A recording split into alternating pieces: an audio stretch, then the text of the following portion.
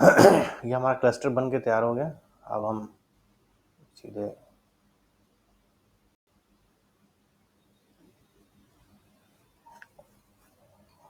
Notepad को देखते हैं। नोटपैड,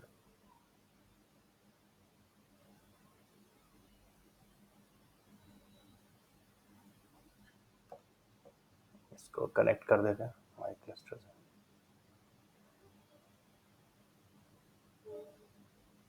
है ना। और यहाँ पे हम क्या करते हैं,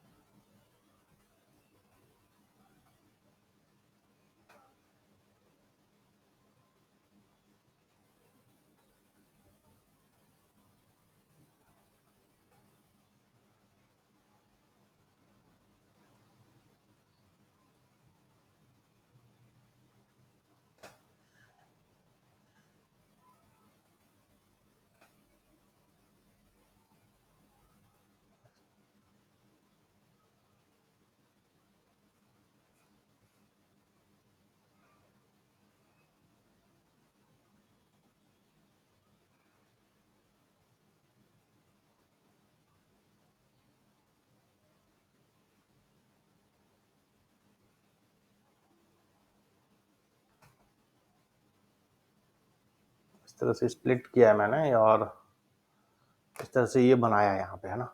अब इसमें ये बता दो कि कितने ट्रांसफॉर्मेशन है। देखो एक ट्रांसफॉर्मेशन यहाँ मैप दिख रहा है,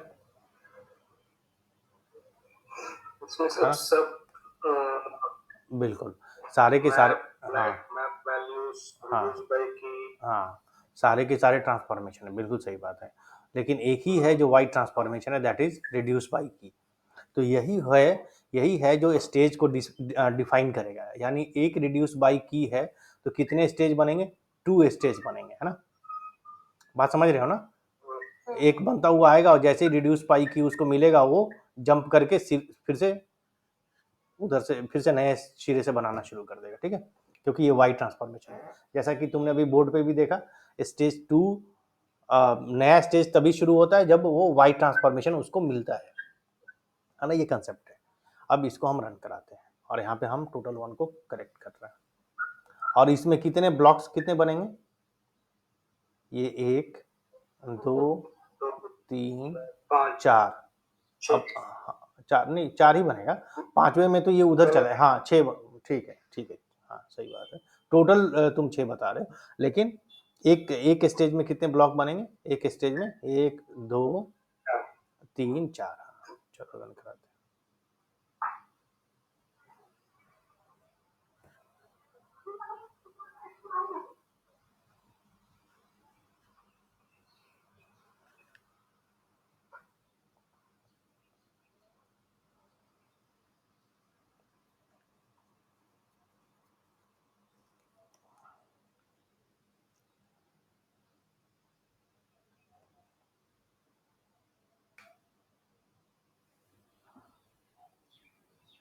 ये रन करेगा।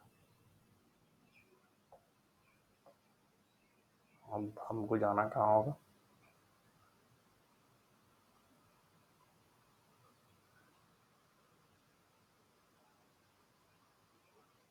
स्पार्क ईवाई, है ना। यहाँ से भी जा सकते हो। और दूसरा तरीका है कि चूंकि क्लस्टर ने रन कराया है तो क्लस्टर में चले जाओ। और क्लस्टर में कौन सा क्लस्टर तुमने यूज किया है, माई क्लस्टर को यूज किया है, तो यहाँ से तुम स्पार्क यूआई आराम से खोल सकते हो।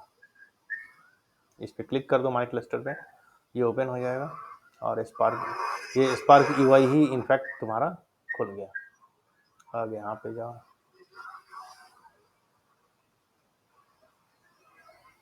ये देखो पूरा इसका कच्चा चिट्ठा दिखा रहा है। फिर यहाँ पे क्लिक करो तो ये तुम्हारा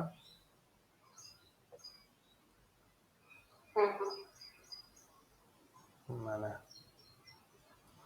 अरे हम लोग एसक्यूएल में एग्जीक्यूशन प्लान देखते हैं उसके हाँ जैसा। हाँ, बस बस वही है, ये है देखो तुम्हारा। अब ये स्टेज 0 में क्या कौन कौन सा आया, 4 आए है ना, और स्टेज 1 में ये चला गया वहां पे, क्योंकि ये रिड्यूस बाई की ये वाई ट्रांसफॉर्मेशन है, इसलिए स्टेज 1 उसने नेक्स्ट स्टेज क्रिएट कर दिया है ना। और उसके बाद ये एक्शन, इसके बाद एक नया ब्लॉक एज्यूम करना है ना, वो एक्शन का है, एक्शन की वजह से ये सब कुछ इनिशिएट हुआ है। अच्छा चलो ठीक है।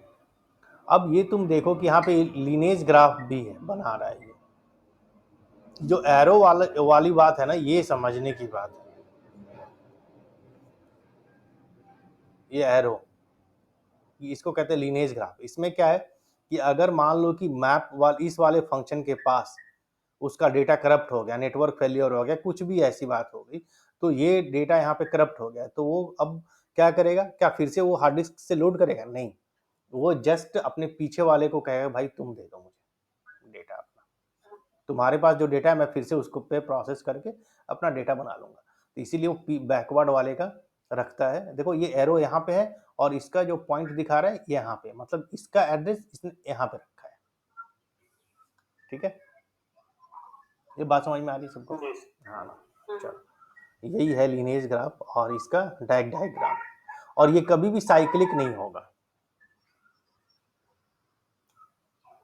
सर ये जैसे कि ये तो समझ में आएगा कि प्रोग्राम कैसे रन होगा, हाँ बट इसका प्रैक्टिकली यूज क्या है, इसका करना क्या है? हाँ, इसका करना ये है कि मान लो कि तुम्हारा रन काफी जॉब काफी देर से रन कर रहा है और रिजल्ट दे ही नहीं रहा, अब क्या करोगे?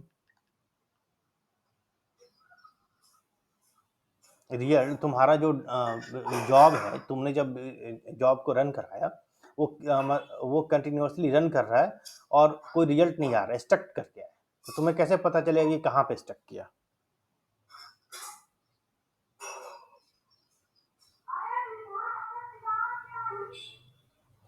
स्पार्क इसी डायग्राम को देख के हम लोग पता लगाएंगे कि हमारा जॉब कहाँ पे स्टक हुआ है। ठीक है, कहाँ तक रिजल्ट हमारा गया। अब तुम देखो एक चीज और, अब एक चीज और देखो, मान लो कि नोटबुक कहाँ गया?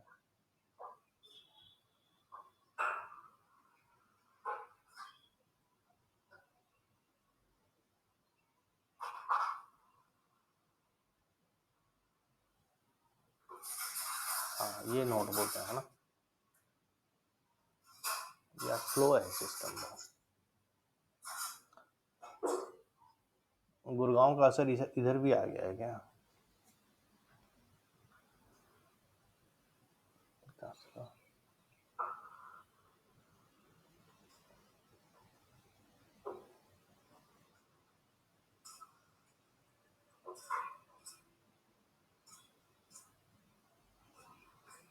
हाँ, अब मान लो कि ये एक्शन तुम नहीं कॉल करो, तो क्या बताओ, अब ये क्या कुछ फॉर्म कर पाएगा? क्योंकि एक्शन ही है, हाँ क्योंकि यही है उस डिपार्टमेंट का सेक्रेटरी, है ना। अगर ये नहीं आया जिस दिन, उस दिन भले ही ऑफिस खुली हो लेकिन काम कुछ नहीं होगा। एक्चुअली मैं एग्जांपल इसलिए दे रहा हूँ ना, क्योंकि मैं अभी गवर्नमेंट डिपार्टमेंट में भी था 2 साल पहले, इसलिए वो रिलेवेंट एग्जांपल लगता है मुझे, वहाँ ऐसे ही काम होता था। तो ये है। अब इसको मैं रन कराता हूँ, देखना।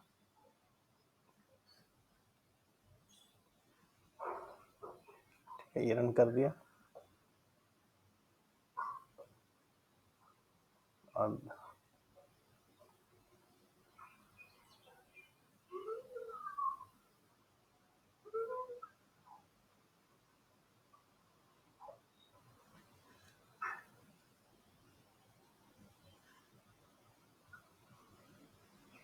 एक ही जॉब उसने अभी तक कंप्लीट किया है जो हमने उस समय रन कराया था।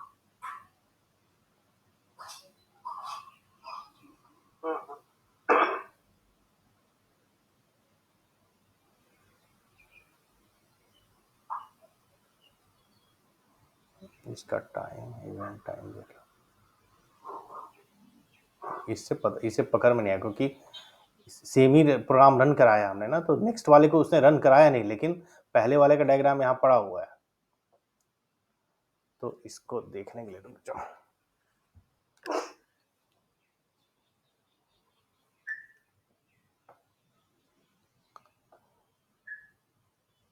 क्यों मैं कह रहा हूँ कि वो पहले वाला जॉब है, क्योंकि देखो इस तरह पे जॉब 0 ही दिखा रहा है, यानी पहला वाला ही जॉब दिखा रहा है, नेक्स्ट वाला जॉब आया ही नहीं है।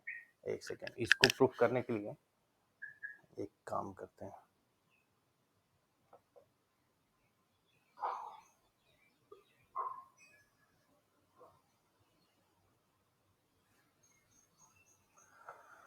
यहाँ नोटबुक है ना।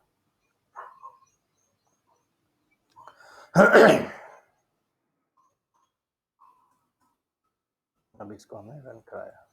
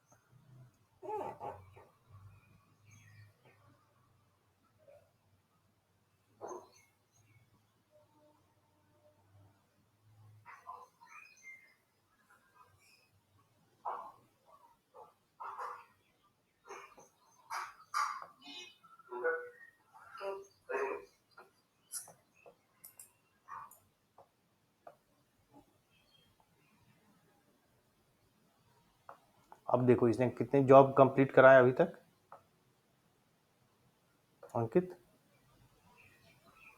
दो दो, क्योंकि 2 बार एक्शन हमने कॉल किया। रुक जाएगा, इतना स्लो है, अभी पकड़ लिया, ये छोड़ ही नहीं रहा। हाँ ठीक है। अब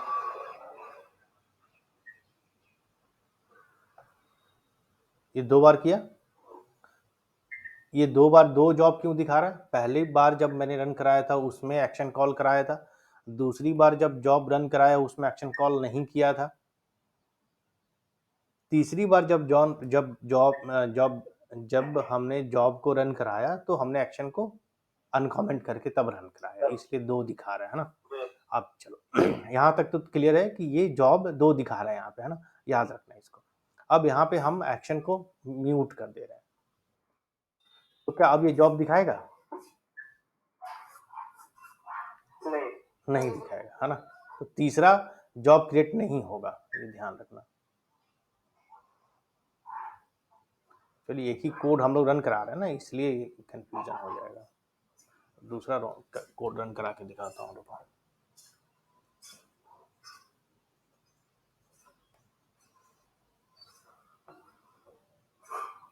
ये देखो 2 ही जॉब दिखा रहा है ना, 2 ही जॉब दिखा रहा है ना यहाँ पे।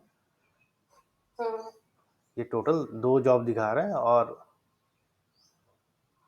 ये ट्रांसफॉर्मेशन का टोटल दिखा रहा है कि ये कितने में से कितने चले। स्टेजेस तुम्हारे 2 थे, 2 में ये दिखा रहा है अपने जॉब का। अब चलो, अब इसको हम अनम्यूट करते हैं, तो अब ये एक और जॉब क्रिएट करेगा, है ना, करना चाहिए, क्योंकि जॉब तभी क्रिएट होगा जब एक्शन कॉल होगा। हाँ, अब इसको रिफ्रेश करते हैं।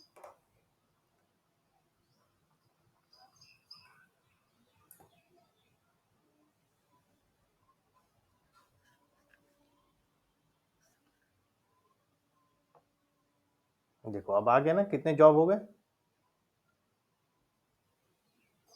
3 हो गए, ठीक है, तो बस यही है। और इसका अब ये तीसरे वाले का डायग्राम देख लो।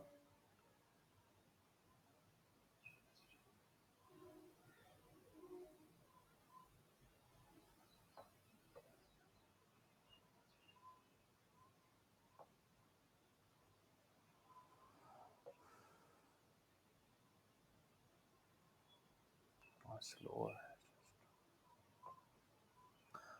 शफलिंग जैसे हम लोग पढ़ रहे थे ना, शफलिंग कितना हुआ, शफलिंग शफल रीड कितना हुआ, शफल राइट कितना हुआ, वो सब यहाँ पे डेटा तुमको दिख जाएगा।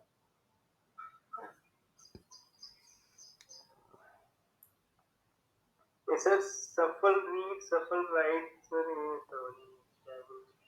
ये शफल याद है तुमको? जब भी कोई भी हाँ ट्रांसफॉर्मेशन में, और जो भी ट्रांसफॉर्मेशन है, वाइड हो या नैरो हो, दोनों में ही शफलिंग होता है।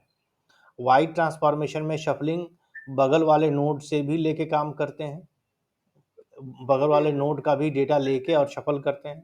और नैरो ट्रांसफॉर्मेशन में वो अपने आप में सफिशिएंट होता है और सिर्फ अपने अपने नोड पे जो डेटा है उसी को शफल करता है, बगल वाले से वो नहीं लेता। बड़ा खुद ये जो यहाँ पे 250.0 बी है, मतलब ये 250.0 बाइट डेटा सफल हाँ, हुआ है। बिट डेटा या रीड और राइट का मतलब थोड़ा सा। हाँ, रीड देखो, ये एग्जीक्यूटर तो याद होगा ना तुमको, एग्जीक्यूटर और ये अपना टास्क जो क्रिएट होता है नोड में, नोड पे तो टास्क रहते, सारे जो डेटा सेट हैं वो कहाँ पे रहेंगे? नोड में ही रहेंगे ना। तो उस जैसे डेटा पे ही तो शफल करेगा ना, तो शफल करके वो क्या करेगा? शफल मतलब क्या? शफल कर दिया, उसको करेगा क्या? राइट, हाँ, रीड करेगा या राइट करेगा। रीड, हाँ, शफल करने के बाद राइट तो करेगा ना यार, रीड करेगा शफल करने से पहले। हाँ, वही बात। कंप्लीटेड जॉब्स इसका, अब इसमें थोड़ा सा चेंज कर दो, अब प्रोग्राम को नया लिखो। मॉर्निंग में तो नेट बड़ा फास्ट रहता, आज बहुत स्लो है।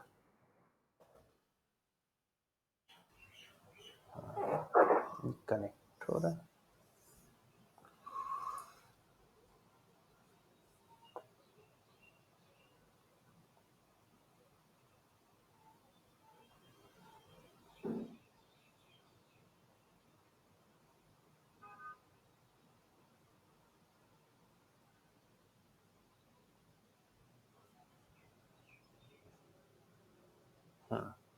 आगे देखो,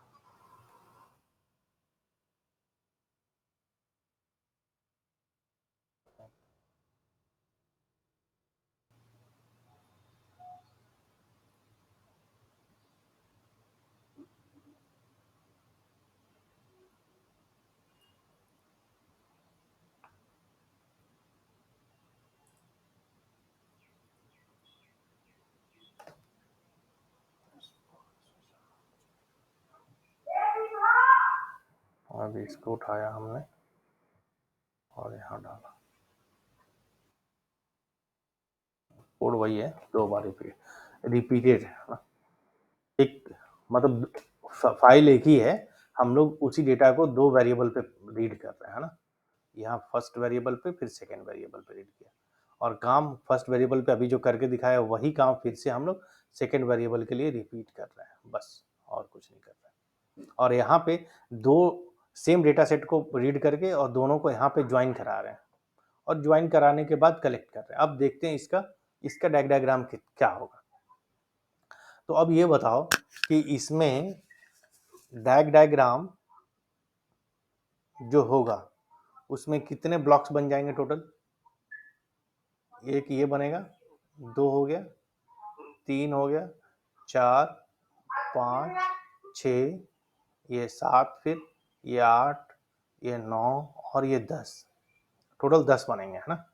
और उसमें से भी ये देखो रिड्यूस बाई की दो जगह पे है, तो इसका तुम देखना एक एक एक मतलब दो ट्रेन की तरह होगा। एक ट्रेन ये इसके लिए काम करेगी, मतलब इसका डब्बा बनेगा, इसके लिए सारे डब्बे बनेंगे, फिर इसके लिए अलग से सारे डब्बे बनेंगे, और फिर हम दोनों को जब ज्वाइन कराएंगे तो एक अलग दोनों मिलके बनाएंगे, और फिर उनको तब जाकर वो एक्शन कॉल करेगा, ये बनेगा।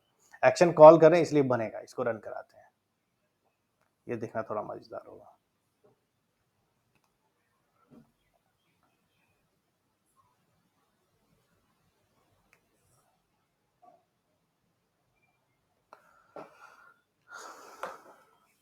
टोटल 11 बनेगा ना सर? हाँ, इसी तरह से देख लेना। रन कर गया क्या?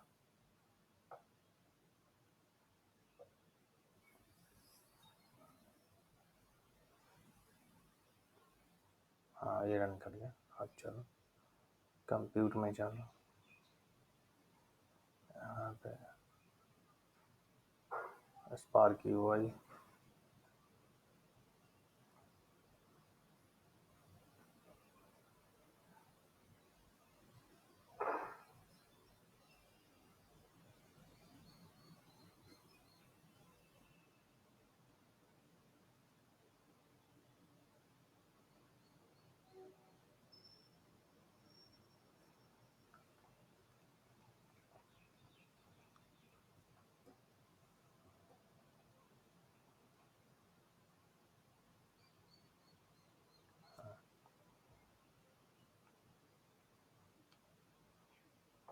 ये देखो जॉब नंबर 5 बना, क्योंकि नया अभी हमने लिख के बनाया, तो ये जॉब नंबर 5 बना दिया।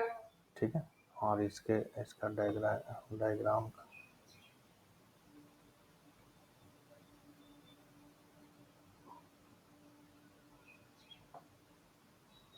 देखो यहाँ पे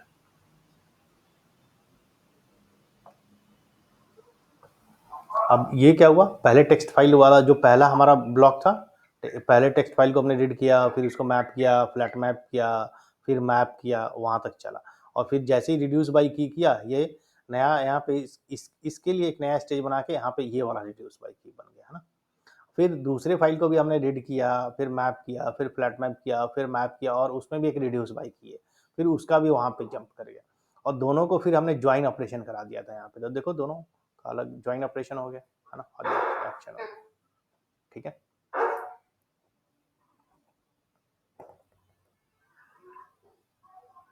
सर ये पेज स्टेज जो है, हाँ। स्टेज 9, स्टेज 10, हाँ। स्टेज 11, हाँ, तो सर इसका सिग्निफिकेंस क्या है सर? मतलब बोलो बोलो।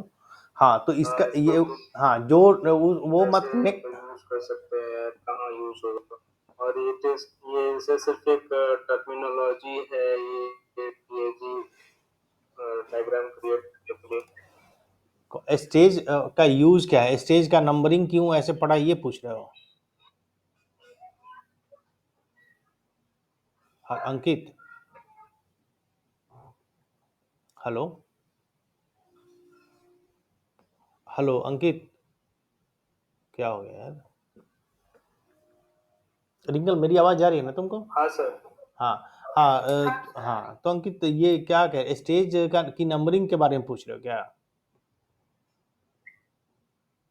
हाँ सर, वही कि इसका सर कोई और भी यूज है, और ये जस्ट एक टर्मिनोलॉजी है कि हमने मतलब इतना ग्रुप किया, इतने टास्क को स्टेज 9 में, फिर ऐसे।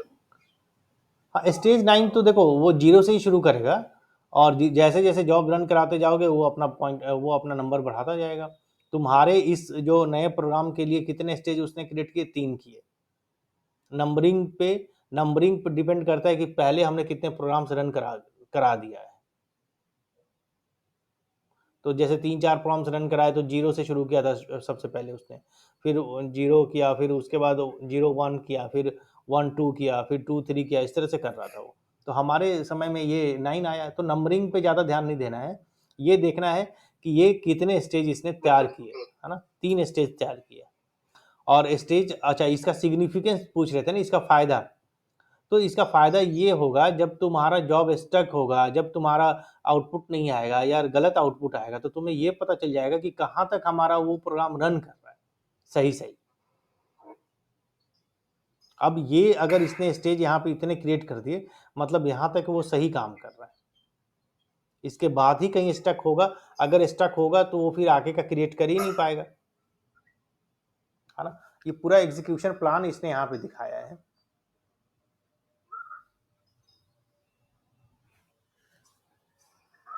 ठीक है सर। मतलब इसको पूरा हमें थॉरोली देखना पड़ेगा। ये देखो कि फाइल को उसने रीड किया, और दिखाता हूँ मैं।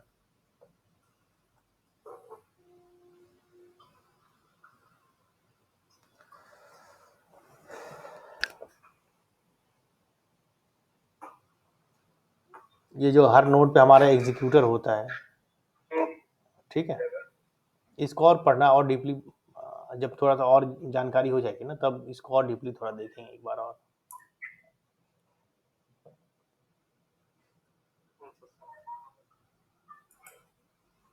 कितना हिप मेमोरी हो रहा है, कितना टोटल टास्क कितना क्रिएट हुआ हमारा, कंप्लीट कितना किया उसने, ये सब यहाँ से देख रहे हैं। डिस्क कितना यूज़ किया उसने, शफल कितने केबी का किया, ये सब आगे चल के देखेंगे। आगे चल के क्या, जब प्रोग्राम कहीं स्टक होगा इन फ्यूचर तो फिर इसको देखेंगे हम लोग इसमें। लेकिन अभी जो इंटरव्यू पर्पज से मैं ये बता रहा हूँ कि ये जरूर डायग्राम पूछता है, लीनेज ग्राफ पूछता है। डायग्राम का एक कंसेप्ट और इसमें याद रखने की है कि कभी देखो सर्कुलर कहीं नहीं है।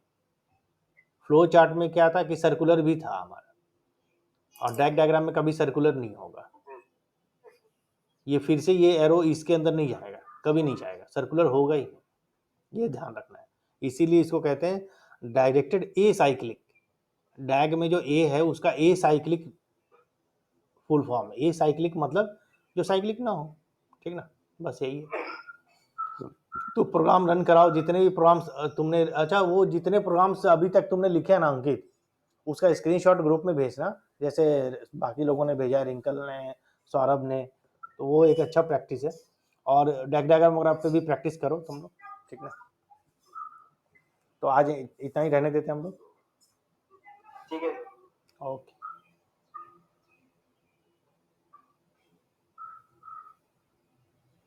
ठीक है। Thank you.